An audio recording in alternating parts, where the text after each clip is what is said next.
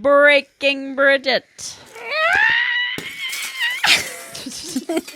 The Biden administration endorses transgender youth sex change operations, top surgery, and hormone therapy. To parents of transgender children, affirming your child's identity is one of the most powerful things you can do to keep them safe and healthy. Yeah.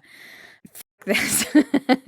When people tell me that this is just fringe and that it's not mainstream, and then you have the White House, the top people in the land saying that they're all for gender affirmation, which sounds on its face like, oh, yay, that sounds okay. What could be so wrong with that? Other than the fact that you're basically sanctioning medicalization of all these children, and every other country is getting away from this. So there's not much science to back this up. If you look at the list of countries that are like Sweden, Finland, everyone who kind of went in this direction of gender affirming care is now saying that they don't see the outcomes. The mental health outcomes are very rarely improved. It's usually a very small, minuscule portion of the population that sees any improvement, probably the portion that would be considered truly gender dysphoric.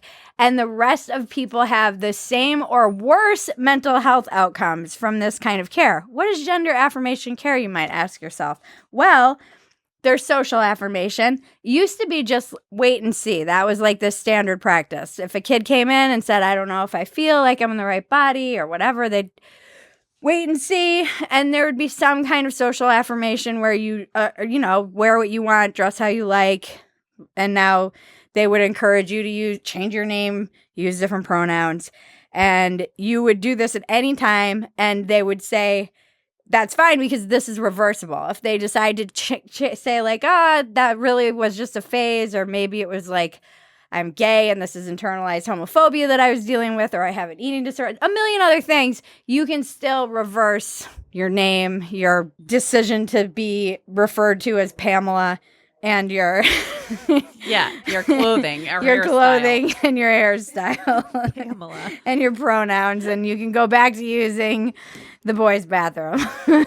Like those things you can change. The scary thing that they're doing is saying that puberty blockers are reversible, which is not true at all. If you stop puberty, you often are sterilizing these kids. There's lots of scientific evidence that shows, and they haven't even done enough science on this because they're using all these kids as a freaking experiment, which is why places like Sweden are backing off from this. You're stopping their hormones during puberty, which is insane. Like, even being pregnant, just seeing how much hormones affect everything. In order for me to even go into labor, I need oxytocin to kick in. Oxytocin, the love drug, it starts all the contractions. If I get too scared and get a bunch of adrenaline and there's commotion around me or something, adrenaline comes along and is like, hey, blah, blah, blah. And oxytocin's like, I'm scared. And then the contractions stop. Like, that's how powerful hormones are. Yeah.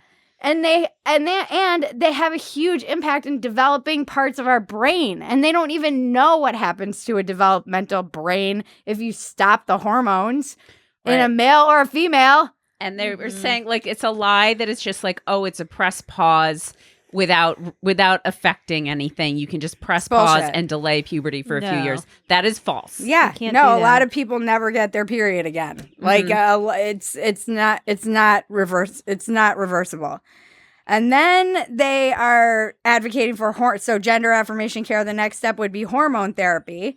Hormone therapy is testosterone for people who are female and want to transition to men, or estrogen for people who are born male and want to transition to female. Again, the science is all just coming out about how this actually affects you. Again, there's very little discussion. People like Buck Angel and Blair White do a great job of talking about what this actually means and looks like in the long term, how you're always going to have to be on drugs for the rest of your life. It's not a process that ever stops. And they would suggest you start this in early adolescence. And they say it's partially reversible. Again, people who go on these hormones have side effects when they decide to detransition or go back that are irreversible. Like they don't talk about this stuff because it's uncomfortable, but some women get like like your clit will get bigger if you're on testosterone. And that doesn't just like go away. Right. It doesn't like revert back. Some people, if they're on hormones too long, women in particular, they'll be sterile. Yeah. So that's not reversible. Not even partial. What is partially reversible anyway? I don't even know what that means. Like, you can kind of take it back. It just doesn't even make sense. And then next up, and this is just explaining what this White House means when they say very loosely, oh, with gender-affirming care, gender-affirming surgeries, which is chopping your boobs off, chopping your dick off, top surgery is what they would call it, or bottom surgery, surgery on the genitals or the reproductive organs. A lot of women are having like their whole uterus taken out. I mean, they do like facial feminization. It's endless amounts of surgeries. There's a high price for this. There's also a lot of surgeries that get botched and never, you're always getting surgery forever. And you typically would do this in adulthood on a case-by-case basis, but they're lying when they say that this isn't happening to teenagers. There are many teenagers online who are talking about how they were allowed to cut their boobs off at like age 16, for example. And too many. One is too many because you don't, how can you even consent to something like that at 16 years old? And there's all this support for kids who want to transition, and there is no support whatsoever for kids who have realized they made a mistake and want to detransition. Oh, and by the way, because of gender affirming care, it's considered medical necessity for you to get this stuff done. And so your health insurance will pay for your transition, but when you want to detransition, good luck having them pick up the phone and answer, because they won't. Ugh.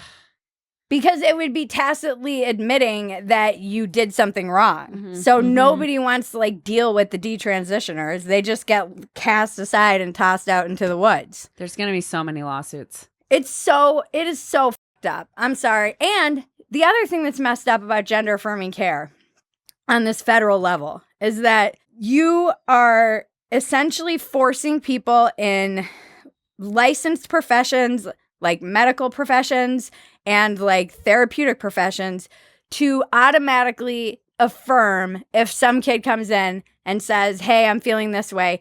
You can't push back. You can't question it. You have to just get on board. And if you don't, it's considered conversion therapy. Like, and that's so dangerous. So dangerous. Because what if the child is dealing with something else and this is how it's manifesting? Yeah. Which is often the case. Because actual legitimate kids who want to transition and people who are legitimately trans is a very, very small percentage of the population. And what if it is just a social contagion right now? For instance, with girls who it's exploded by like 4,400%. I know. Like, how can you actually just look around and be like, yeah, this is normal. This is just something we ignored in our population. No, it's like TikTok, and teenage girls are so impressionable. They do this is how they do things. They do things in these little herds where it's like we've seen this before, and it's not some moral panic that people are having. It's people who are legitimately concerned for their children and other people. I'm concerned for other people's children and these poor parents. These parents aren't bigots. They're trying to do what's good for their kids. In some states, their kids will get taken away if they don't affirm their kids' gender by the state. And they're being told that this is what they need to do to save their child's life. Yeah, no, it's emotionally manipulative. So they'll say, do you want a trans kid or a dead kid? Which is like the most f***ed up, emotionally manipulative language, and also not true. Yeah. And this is a money grab too, because the amount of clinics that exist crazy. In this country has exploded, and this is a growing industry. And what's going to happen whenever the child grows up and then they get angry at their parents? Why did you agree with this decision when I was a child? In some instances, when the state gets involved and puts these kind of umbrella rules about gender affirming care in, this is why people like Republicans are pushing back, like with the Don't Say Gay bill, because you end up having a situation where the teachers are separating you from the parents to a certain extent and keeping keeping things secrets from the parents. Like if my kid was going to school and was saying, calling themselves by a different name, in California, they're under no obligation to tell me that that's going on. The whole school and the administration can be calling my kid a different name, treating them as a different gender, and I would never know it, which I think is f***ed up because they'll say, oh, I just don't feel safe and my parents are bigots, but maybe like give us the opportunity to deal with that instead of just assuming that the parents that we can't handle it. Right. It's so messed up. It's so and then Biden gives a speech and he's like, you know, we're here. We believe in you. Like talking on Trans Visibility Day, like you were created in the image of God. Made in the image of God. Which, okay, so God put you in the wrong body and then needed you to get all this surgery and you were the wrong gender. Like, sounds like God kind of f***ed up. I mean, and the thing is like they're transitioning legitimately has saved people's lives. Like Buck Angel talked about it, and I'm sure Blair White talks about it too in the podcast. But they also talk about how they would not wish it on their worst enemy. Yeah. They're like, this was hard. Acting like this is something that is an easy lifestyle, that it's an easy choice to make, that it's easy to take these drugs forever, that it's easy to live this way is insane. Yeah. And she's like, I wouldn't wish this on anybody because if Blair was saying this, because if you can't possibly understand how challenging it is just from the whole gamut, socially, physically, all of the things you have to do. It's not an easier, you're not setting these people up for like an easier way through life. Right. And we're treating it so lightly right now. Yeah. It's just being like pushed through with no brakes on it and no checks to make sure that this is actually what should be going on. And these parents are distraught. They don't know what to do.